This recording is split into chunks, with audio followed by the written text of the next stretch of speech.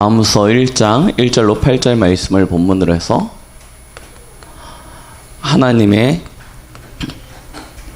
참된 위로를 입은 자라는 제목으로 말씀을 나누도록 하겠습니다.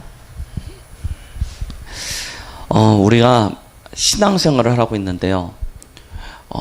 교회 안에서 하나님이 주시는 그 은혜 가운데 신앙생활을 이렇게 평탄하게 믿음으로 하시는 분들과 늘 굴곡지면서 이렇게 어렵게 하시는 분들의 차이가 무엇일까라고 이렇게 보니까요.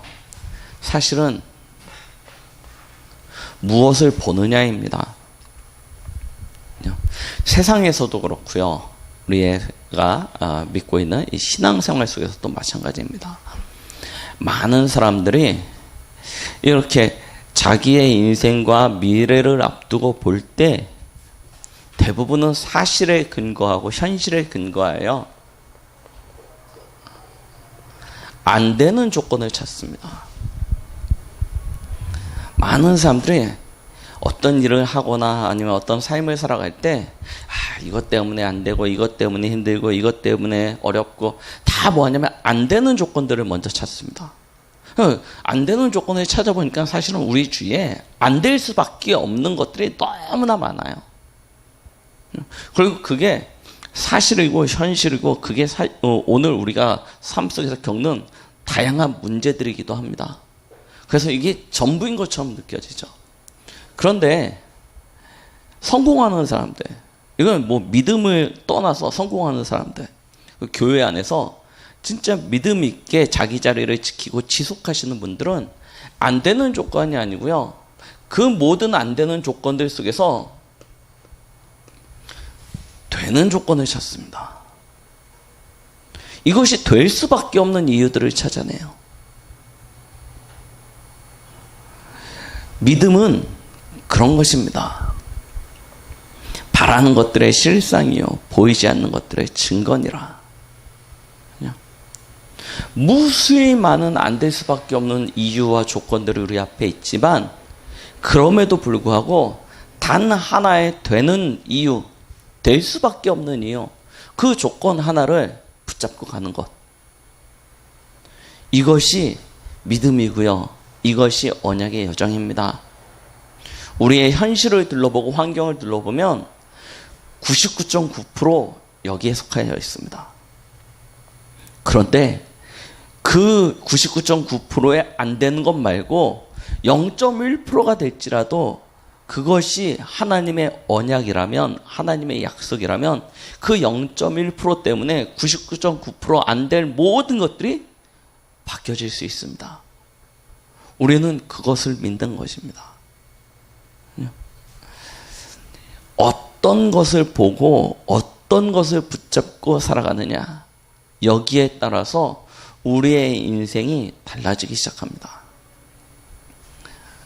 나의 삶의 이유를 찾아보십시오.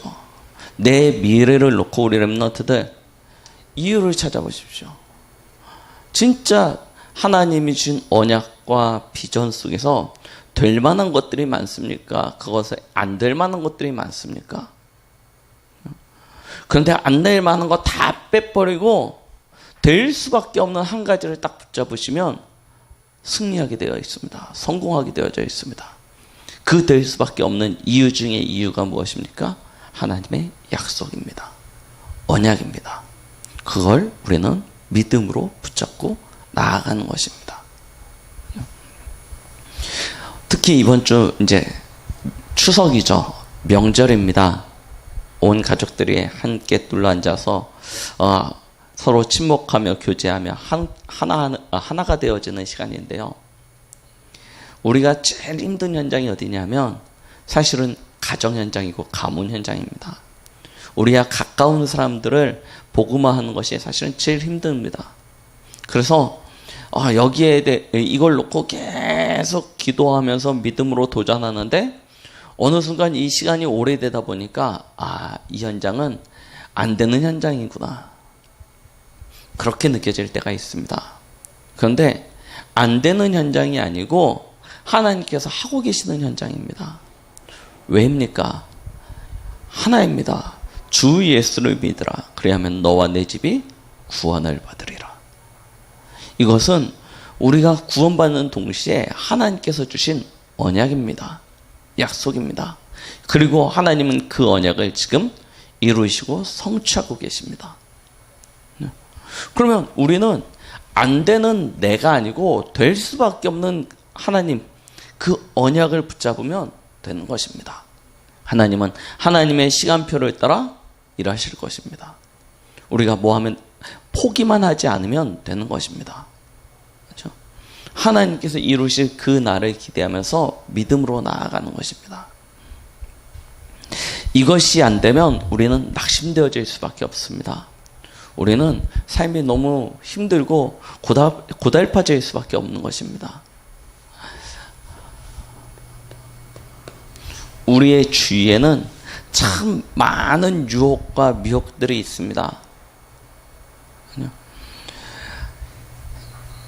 오늘 저희가 읽었던 나훔서 3장에 보니까요, 4절부터 이런 얘기가 있습니다. 이는 마슬에 능숙한 미모의 음녀가 많은 음행을 함이라. 그가 그의 음행으로 여러 나라를 미혹하고 그의 마술로 여러 족속을 미혹하느니라 라고 이야기하고 있죠. 세상이요, 우리를 끊임없이 미혹하고 우리를 속이고 있습니다. 계속해서 우리를 유혹합니다. 걸고 넘어질 수밖에 없끔 우리를 계속 속이고 있습니다. 거기에 우리가 착각에 빠질 수 있다니까요.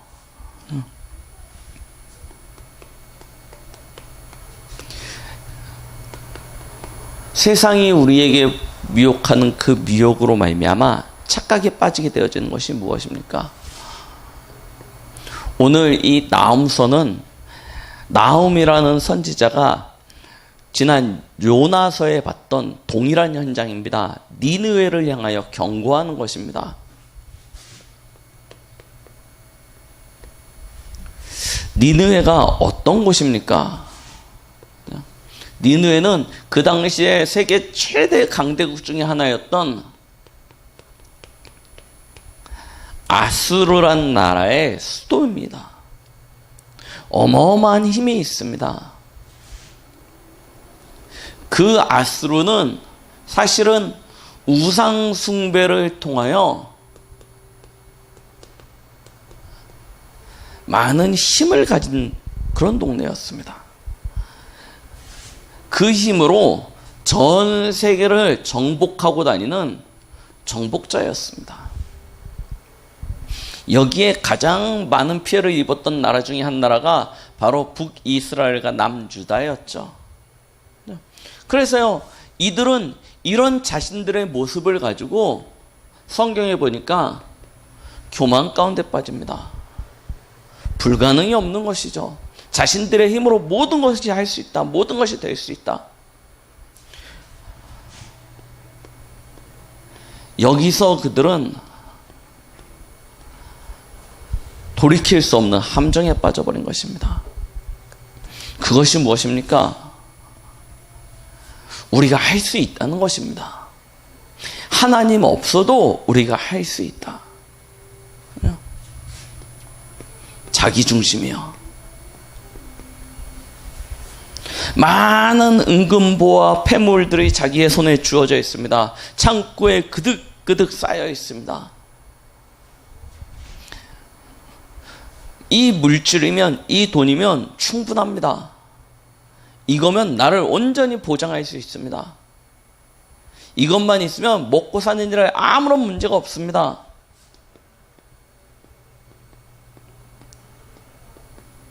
물질 중심이요. 그리고 이미 충분히 성공했고 앞으로도 더 보장되어져 있습니다. 성공 중심이요. 이것이요, 딱 틀로 자리 잡혀 있습니다. 그래서 어디에 빠져요? 하나님 없어도 되는 거예요. 이미 자신들의 능력이 어마어마하다는 사실을 발견했고, 자신들이 가지고 있는 것으로는 불가능한 것이 없고, 앞으로 더 성공할 수 있는 가능성이 보입니다. 이거면 충분해요. 더 바랄 것이 없습니다. 그러니까 계속 이렇게 살고자 합니다. 이 미혹함이, 이 미혹됨이 주위에 있는 모든 근동나라와 어려움을 겪고 있는 많은 다른 민족들에게 영향이 가는 거예요. 멋지고 화려하고 대단해 보이지 않습니까? 전부 다들 이런 삶을 부러워합니다. 전부 다 이렇게 살고 싶습니다. 거기에 다 같이 걸려 들어가는 거예요. 오늘 아까 저희가 읽었던 나홈서 3장 4절 말씀처럼요. 굉장히 아름다운 여자가 마술을 쫙 하면요, 사람들의 시선이 거기서 쫙 집중되어지지 않습니까? 이것이 마치 실제처럼 보입니다. 그것이 진실처럼 보입니다. 그런데 마술은 속임수입니다. 진실이 아닙니다. 속임수입니다.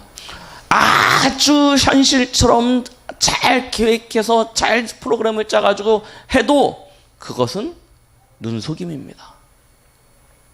그런데 거기에 다 걸려 넘어가는 거예요. 이것이 세상의 함정입니다. 하나님 없이 성공할 수 있고, 하나님 없이 잘 되는 것 같고, 하나님 없어도 괜찮은 것 같은 그것이 우리를 멸망시키는 가장 빠른 지름길입니다. 반드시 기억해야 될 것이 무엇입니까? 이미 불신자는 이 일로 말미암아 멸망할 수밖에 없는 틀 속에 갇혔다는 것입니다. 신분과 소속이 마귀 자녀입니다. 마귀 자녀이다 보니 하나님 없이 살아가는 것입니다. 에베소서 2장 2절 말씀처럼 공중 권세 잡은 자를 따라서 세상 풍조를 쫓아 살아갈 수밖에 없는 것이죠. 그러다 보니요, 마음에 참 평안과 안식이 없는 채 정신적인 문제로, 육신적인 문제로 삶 가운데서 계속 고통받을 수밖에 없습니다. 수고하고 무거운 짐을 벗어버릴 수 없는 인생이 되어지는 것입니다. 그러니까요, 수고하고 무거운 그 짐을, 인생의 짐을 잊어버리려고요, 다른 방법을 택합니다. 알코올을 택하기도 하고요, 담배나 어떤 약물을 의지하기도 하고요, 사람을 의지해 보기도 합니다. 그런데요, 거기서 참 평안이 옵니까? 안 옵니다. 결국은 마음이 황폐해지고, 마음이 황폐해지는 만큼 육신은 무너지고, 육신이 무너지니 삶은 깨질 수밖에 없는 것입니다. 정신적인, 육신적인 문제 찾아오게 되는 것이죠. 반드시 누구나 한 번은 죽게 되어져 있습니다. 죽음 뒤에는 내세가 기다리고 있는 것이죠. 지옥에 가게 되는 것입니다. 쉽게 얘기해서요. 그런데 이 인생이 한 개인의 문제가 아니고 후대가 그대로 똑같이 닮은 삶을 살아간다는 것입니다. 아무리 죽고 난 이후에 후회하고 안타까워서 눈물을 흘려도 소용이 없습니다. 누가복음 16장에 그 어리석은 부자 보십시오. 지옥에 가고 나서 고통받으면서 비로소 깨달았습니다. 그래서 안타까워서 아브라함에게 부르짖죠. 그 품에 있는 나사로를 다시 땅에 보내서 내 사랑하는 형제와 가족들, 친척들, 그들에게 알려주십시오. 이와 같은 일이 실제로 존재하고 있다고.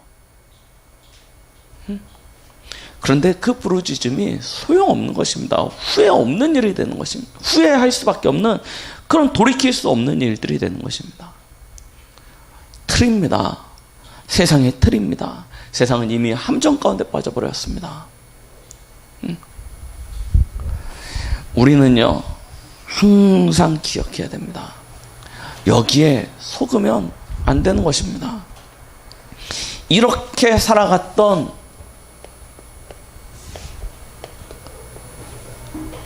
니느웨에 대하여 하나님께서는 멸망을 예언하십니다. 하나님은 요나를 통해서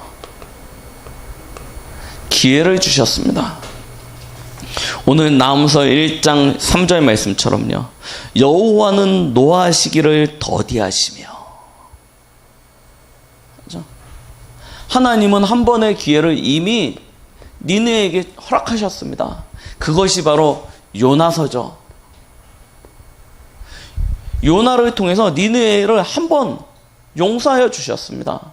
그를 보내서 그 니느웨가 회개케 하시고 돌이키게 했죠. 그런데 요나의 사건 이후로 한 세기가 지났습니다. 다 잊어버렸어요. 그때 도대체 무슨 일이 있었는지, 하나님이 그들에게 어떤 은혜를 베풀어 주셨는지 싹 잊어버린 것입니다. 그리고 다시 여호와 앞에서 범죄하기 시작합니다. 악을 행하는 것입니다.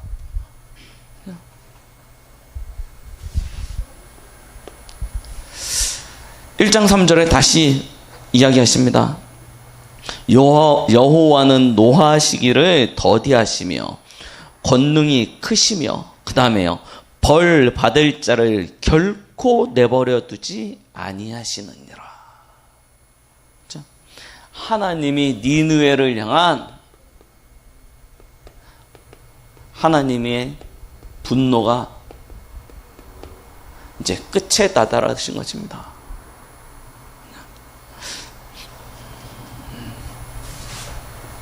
저희가 봤던 니느웨 1장 3절에 보니까요, 하나님이 뭐라고 얘기하십니까? 여호와의 길은 회오리바람과 강풍이 있고 구름은 그의 발에 티끌이로다. 그는 바다를 꾸짖어 그것을 말리시며 모든 강을 말리시나니 바산과 갈멜을 쇠하며 레바논의 꽃이 시드는도다 라고 얘기하고 계십니다. 하나님의 진노가 이처럼 임하는 것입니다. 1장 6절에는 뭐라고 이야기하고 계십니까? 1장 6절에는 누가 능히 그의 분노 앞에 서며 누가 능히 그의 진노를 감당하랴. 그의 진노가 불처럼 쏟아지나니 그로 말미암아 바위들이 깨지는도다. 하나님의 진노하심이, 하나님의 분노하심이 불처럼 쏟아진다라고 이야기하고 있습니다. 그러면서 9절부터 15절 말씀에는 이야기하십니다. 너희는 여호와께 대하여 무엇을 꾀하느냐? 그가 온전히 멸하시리니 얼마만큼 멸하시냐? 재난이 다시 일어나지 아니하리라. 더 이상 재난이 일어날 일이 없습니다. 왜냐하면 다 멸절되었기 때문에요. 온전히 멸하여졌기 때문에 더 이상 그곳에 재난이 임할 이유가 없어요.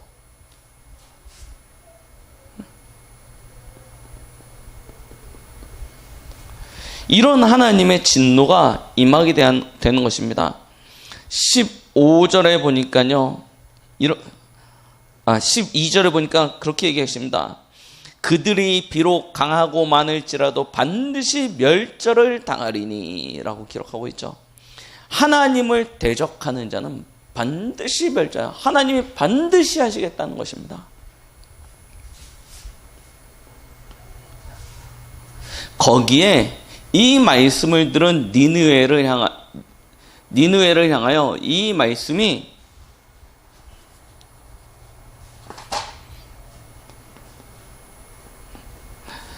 나훔 선지자를 통하여 구체적으로 선포되어지는데요. 뭐라고 얘기하십니까? 3장에 보니까 이렇게 3장 1절에 보니까요, 피의 성이여 라고 얘기하고 있습니다. 화 있을진저 피의 성이여, 그 안에는 거짓이 가득하고 포악이 가득하며 탈취가 떠나지 아니하는도다. 니느웨가 어떤 성이냐? 피의 성입니다. 강력한 힘으로 정복자의 삶을 살았던 그들, 무수히 많은 피를 흘리며 하나님 앞에서 포악한 짓을 행하기를 그치지 아니하였던 그들, 그들을 향하여 이야기하는 것입니다. 3절부터 6절 뭐라고 얘기냐면 그 포악함으로 그 성공함을 가지고 세상을 미혹한다라고 이야기하고 있습니다. 그런데 이제는 어떤 일들이 나타나냐? 보라, 내가 내게 말하노니 만군의 여호와의 말씀에 내 치마를 걷어 올려 내 얼굴에 이르게 하고 내 벌거벗은 것을 나라들에게 보이며 내 부끄러운 것을 못 민족에게 보일 것이며 내가 또 가증하고 돌아온 것을 내 위에 던져 능욕하여 너를 구경거리가 되게 하리니. 피해의 성이요 세상을 미혹하였던 그들을 하나님께서 구경거리로 전락시키겠다는 것입니다.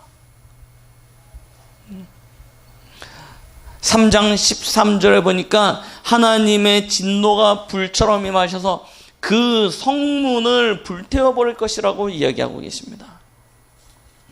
온 성이 불탑니다. 그래서 어떤 일들이 일어나냐? 크고 화려하고 번성하였기에 많은 상인들이 거기서 이익을 취하고자 몰려들었었는데 그들이 느치들처럼 날개를 펴고 날아가 도망갈 것이라고 이야기하고 계십니다. 많은 나라들이 그곳에 와서 객으로 방백으로 존재하고 있었는데 그들이 메뚜기 떼처럼 도망갈 것이라고 이야기하고 계십니다. 그리고 백성들이 온 땅으로 흩어지게 되는데 그들을 모을 자가 없을 것이라고 이야기하고 계십니다. 왜 오늘 추석 명절을 맞이하여 하나님께서 우리에게 나음서를 보게 하셨을까요? 우리는 분명한 이유를 알아야 됩니다. 우리가 순서대로 읽다 보니까 이게 쭉 나가다 보니까 나음서가 주어졌다. 저는 그렇게 생각되어지지 않습니다. 나음서를 쭉 보면서 그렇지. 명절 때가 되어지면 많은 친척들이 한 상에 둘러앉아서 이야기를 나눕니다. 각자가 성공한 방법을 가지고요. 각자가 가지고 있는 어떤 기준에 맞춰서요. 이것을 가지고 서로 자랑을 하고요. 서로 이야기를 합니다. 이렇게 해야 된다, 저렇게 해야 된다, 막 나눕니다. 그런데 우리가 기억해야 될 것은 그것들이 함정이라는 것입니다. 그 길로 가면 반드시 멸망하게 되어져 있습니다.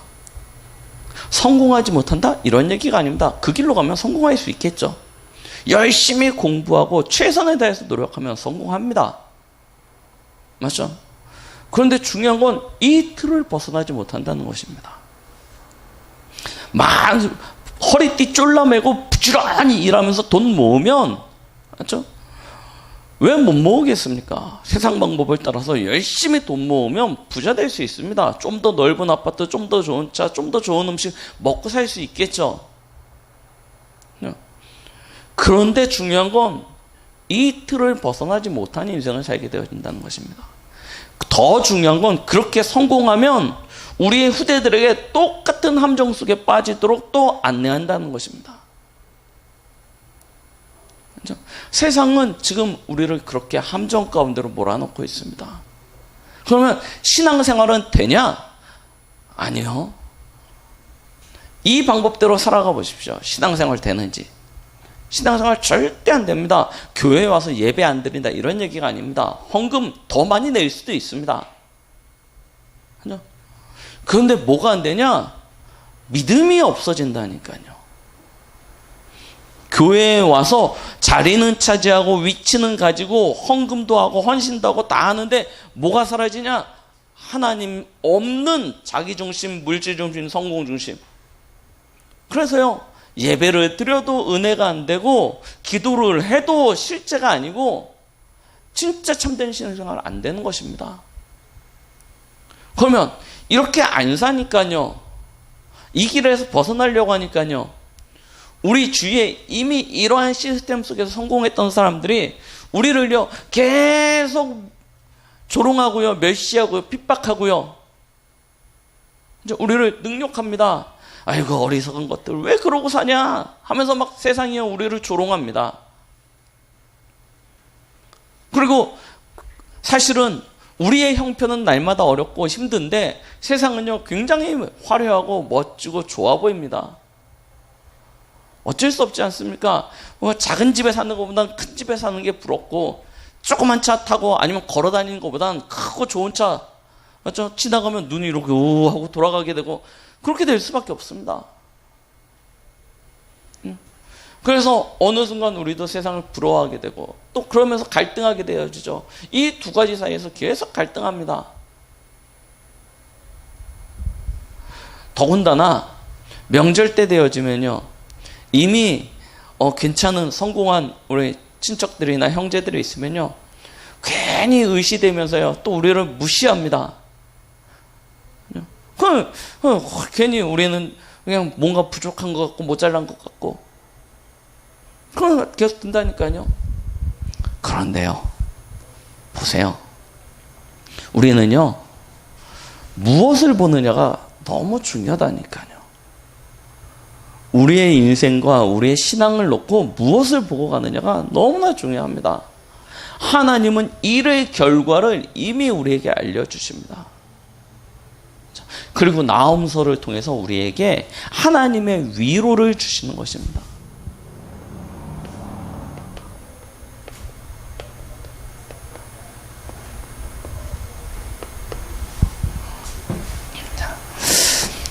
우리가 읽고 있는 이 나음서,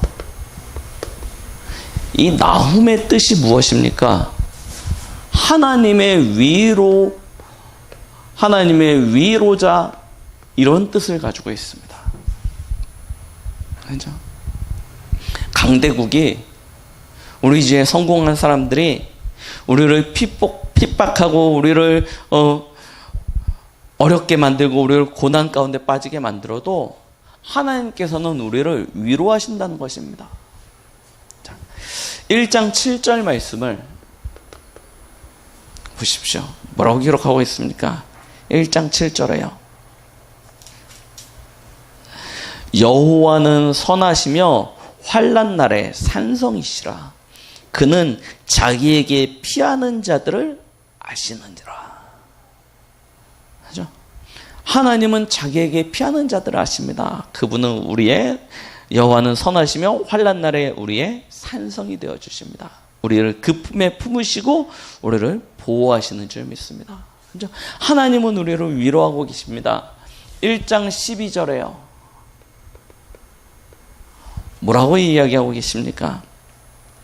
여호와께서 이같이 말씀하시기를 그들이 비록 강하고 많을지라도 반드시 멸절을 당하리니 그가 없어지리라. 그렇죠? 내가 전에는 너를 괴롭혔으나 다시는 너를 괴롭히지 아니할 것이라. 우리를 대적하는 자들이 반드시 멸절되어질 것이라고 이야기하고 계십니다. 1장 15절에는요. 보십시오. 볼지어다 아름다운 소식을 알리고 화평을 전하는 자의 발이 산 위에 섰도다 라고 얘기하고 계십니다. 여호와는 유다는 내 절기를 지키고 내 서원을 갚을지어다. 악인이 진멸되었으니 다시는 내 가운데 통행하지 아니하리라. 하나님은 우리에게 말씀으로 위로하고 계십니다. 그 증거로 나아무서에 보니까 진짜 참된 위로자에 대하여 하나님께서는 보여주고 계십니다. 1장 15절에 뭐라고 표현되어 있냐면 복음을 전하는 자라는 표현이 1장 15절에 기록되어져 있습니다. 1장 12절에서부터 13절 말씀에는 뭐라고 얘기하냐면 그 너의 멍에를 깨트리는 자,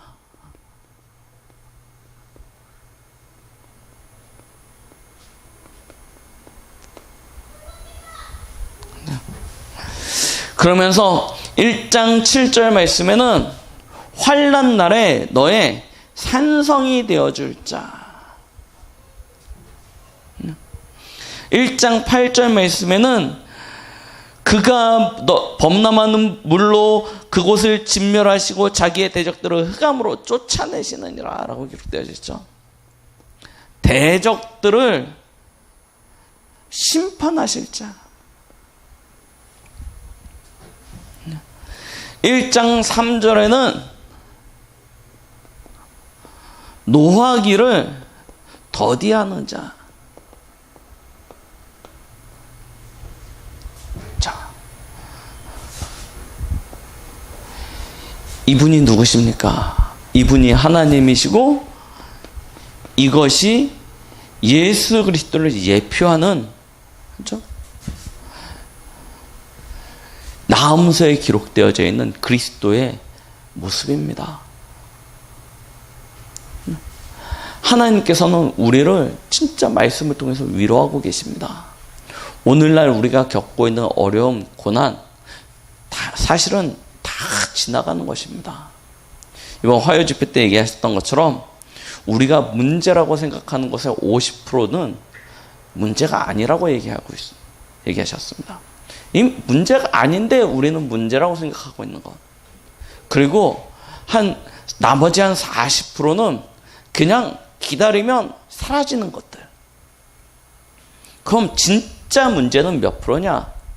한 10% 된다는 거예요.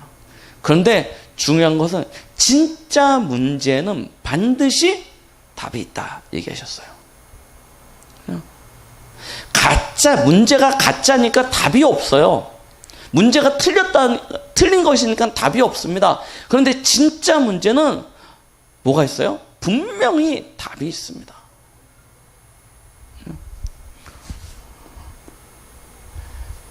그리스도는 우리 인생의 모든 문제의 답이 되십니다.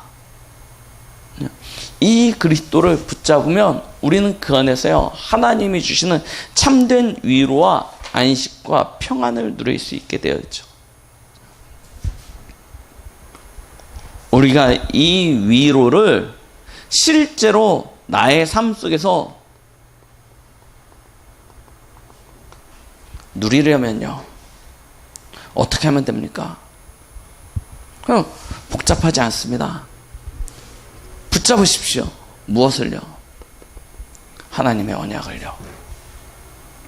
언약부터 회복하시면 됩니다. 아니, 사실은 언약만 회복하시면 됩니다. 하나님이 주신 이 말씀의 언약을 딱 붙잡으면요, 됩니다. 왜 이스라엘이 근본적으로 어려움 가운데 빠지게 되었습니까? 하나님의 언약을 놓쳤기 때문 아닙니까? 하나님이 아브라함을 부르시면서, 아브라함이 누굽니까? 이스라엘의 가장 앞선 조상 아닙니까? 아브라함을 부르시면서부터 주셨던 약속이 무엇이었습니까? 너로 말미암아 모든 민족이 복을 받게 될 것이다. 하나님은 모든 민족을 향하여 아브라함을 부르셨습니다. 그런데 이 언약을 놓친 이스라엘 백성들은 우리라는 틀에 갇혀버립니다. 우리라는 틀에 갇혀서 우리는 선택받은, 하나님의 선택받은 선민이고 저들은 이방인이고, 선민인 우리는 하나님이 복을 주실 것이고 이방인들은 하나님께서 저주하실 것이고, 그래서 우리는 무슨 짓을 해도 괜찮고 저들은 나쁜 놈들이고, 이런 잘못된 전통과 율법 가운데 빠져버립니다. 그래서요, 그들은요 계속 어려움을 겪었던 것입니다. 언약을 회복하시면 됩니다. 어떤 언약입니까? 그리스도 안에 들어가면 하나님께서 언약적 축복을 주십니다. 그 언약적 축복으로 말미암아 너는 복이 될 것이라고 얘기하셨습니다. 근원적 축복이죠. 그렇죠? 이 근원적 축복은 아무도 막을 수 없습니다. 너를 축복하는 자는 내가 축복하고 너를 저주하는 자는 저주한다고 했습니다. 불강력적 축복입니다.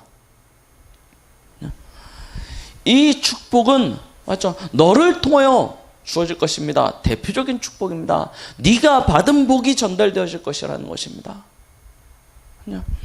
이 복이 모든 민족에게 보여질 만큼 나타나집니다. 기념비적 축복입니다. 하나님은 언약 안에 들어가기만 하면, 그리스도 안에 들어가기만 하면 언약적 축복을 우리에게 허락하여 주십니다. 그 복으로 하나님께서 우리에게 주신 그 현장을 살리는 것입니다. 강대국이요, 하나님께서 우리에게 살리라고 주신 현장입니다. 왜 하나님이 이스라엘 민족을 애굽의 노예로, 아수르의 노예로, 저 바벨론의 포로로, 로마의 속국으로 끌려가게 하셨습니까? 이 잘못된 선민 사상의 틀 가운데 갇혀서 그 현장으로 가지 못하니까요. 강대국 현장을 살리지 못하니까요. 하나님께서는 이스라엘을 흩으셔서 강대국으로 가게 만드신 것입니다. 거기서 회당을 만들고 로지를 만들어서 그 안에서 복음 운동할 수 있도록요. 왜 이스라엘이 나치에 붙잡혀가지고 전 유럽으로 흩어졌습니까? 그거 하라고요. 하나님은 강대국을 통해서 전도와 선교에 문을 삼으시기 원하십니다. 우리가 하나님의 진짜 참된 위로를 얻으려면 이거 회복해야 된다니까요.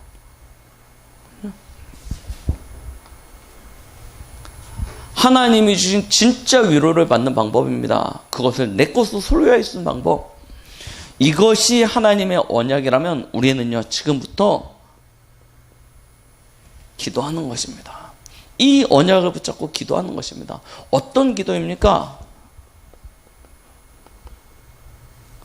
정복을 놓고요, 그 땅을 차지할 수 있는 기도를 시작하는 것입니다.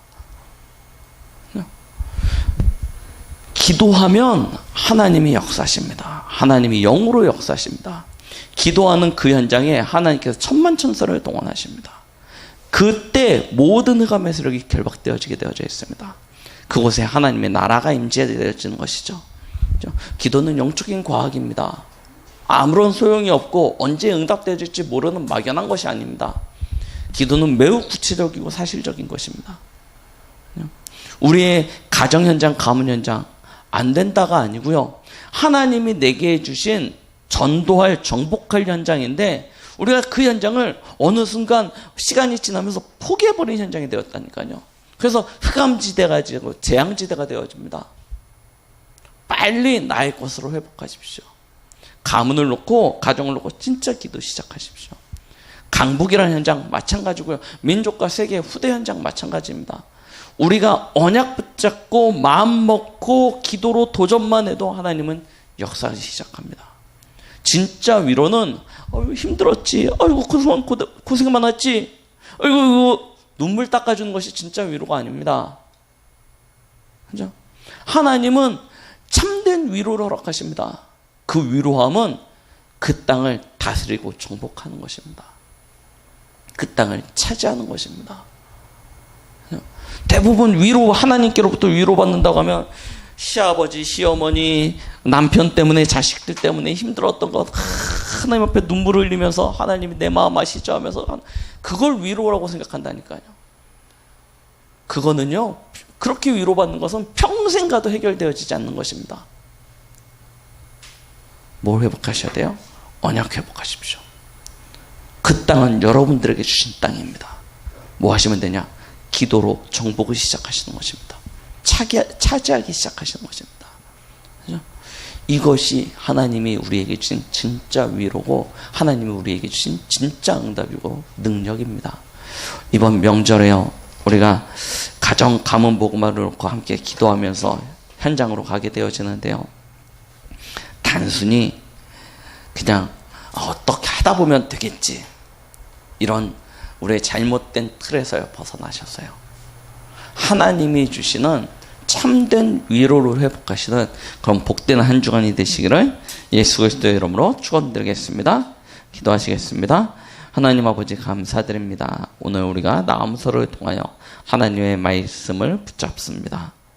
세상이 우리를 미혹하고 강대국이 우리를 핍박한다 할지라도 하나님의 은혜 안에 있는 우리는 하나님의 위로하심을 통하여 오히려 그 모든 현장을 살리는, 정복하는 응답을 누리게 되어질 줄 믿습니다.